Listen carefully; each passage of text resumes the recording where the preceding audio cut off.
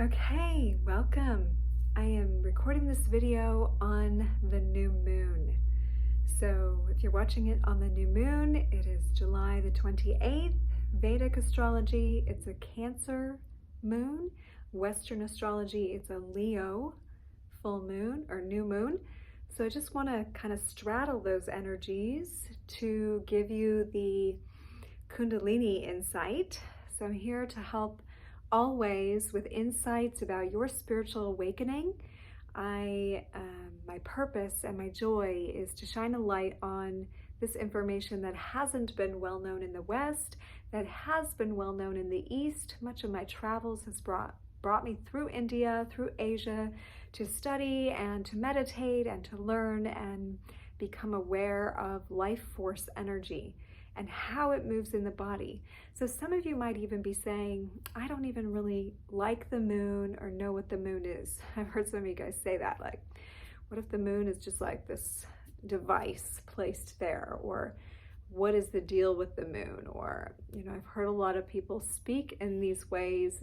And to that, I want to just say, there is some heavenly body. There is this light disc in the sky that's silvery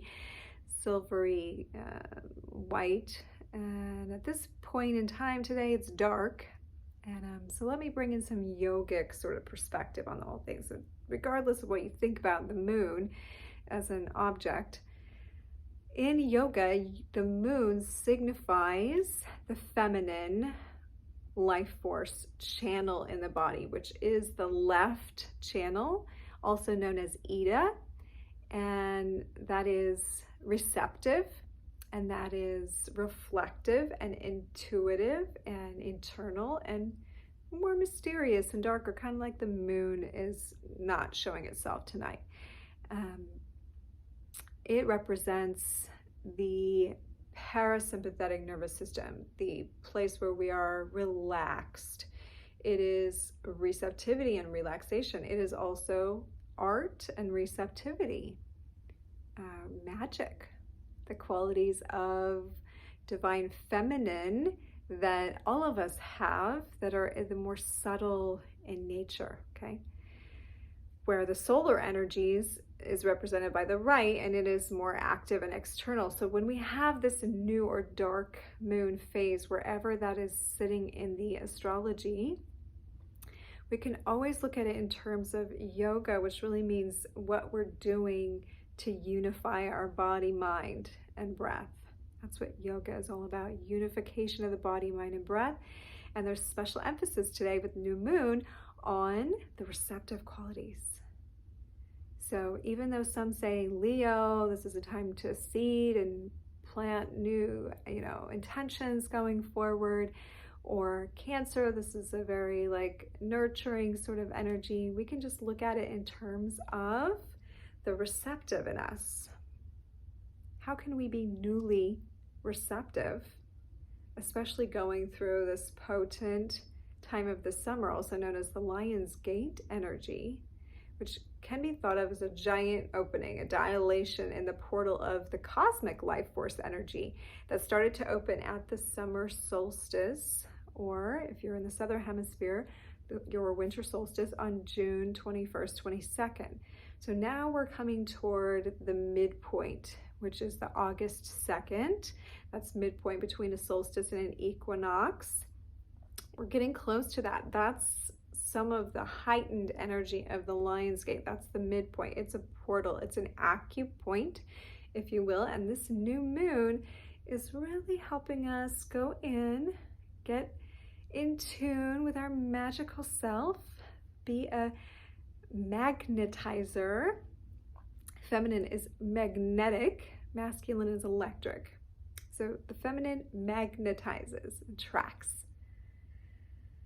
So whether you're feeling into the more Vedic, nurturing mama energy, or the more Western, Leo, active energy, this point, and I spoke about this yesterday in my Instagram live.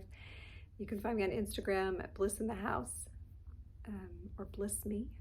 Can't remember which one shows up. and spoke about this granti, this point that we're moving through. That's like a karmic knot, psychic knot to get through to this next energy. Well, today with the new moon, we get to feel that lunar nadi, that channel open. And if you find that your right nostril is actually more open than your left, you might want to do some nadi shodhan. I'm doing it a little bit more like Bastrika, which is a little faster, but Nadi Shodhan means to purify the channels. Nadi is the channel, Shodhan is the purification rite. So look under the yoga and meditation section in my YouTube playlists and find Nadi Shodhan to learn how to do that more. But we want to access that lunar channel because when the lunar nadi is open, we are more receptive. And if we're feeling like, oh my gosh, I need to act, I need to do something, something needs to happen, our right channel's open when our left really wants to be. Now, of course, the goal of yoga is to balance both of those. There are appropriate times to have one or the other open. That's the art of swara yoga. I'm not going to get into that in great detail here, but I do teach that on a one-on-one basis if you want to know more, or you can look it up. So things that are more receptive in nature or places in our life where we want to be more receptive, we do want to access this lunar channel. And during a dark moon is one of those times because it is a very magical time. It is a time when we are able, men and women, masculine and feminine, we're able to access that receptivity, that magic, that magnetic force of attraction. And it's beautiful timing because that Lionsgate wants to bust something out. But this new moon's like, get clear on that by opening and being receptive.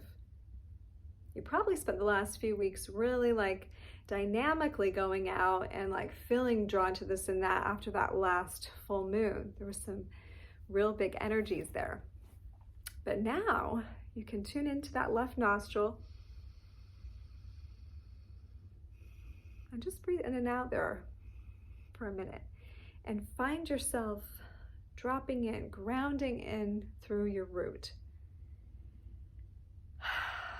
And just feel yourself solid on the ground or go outside. We got some incredible rain here where I'm living, where it never rains here in southern Arizona. It's always sunny and hot all year long.